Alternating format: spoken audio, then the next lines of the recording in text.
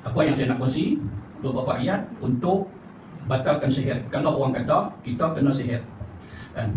Jangan nak batalkan sihir pergi jumpa ahli sihir, tak boleh, haram, kan? Cuba macam mana Ustaz? Saya kena Ustaz. Saya kena Ustaz, Ustaz nampak saya sihat kan? Tak sihat Ustaz. Ni pada duduk ni gagah mai Ustaz. Gagah mai malam ni. Saya kena sihat. Tak apalah yang dikatakan itu. Baik, amalkan ayat-ayat ini dalam satu masa. Bukan ayat ni bulan ni, ayat kedua bulan depan. Bukan macam tu, pada satu masa. Okey, contoh dia. Ambil ayat mineral ni. Buka penutup. Baca kat sini. Baca apa? Suratul Baqarah ayat 102. Dan ni saya tak sebut atau dan. Tak payah tulis. Ingat sudah. Saya tahu. Orang sini semua otak-otak yang cemerlang.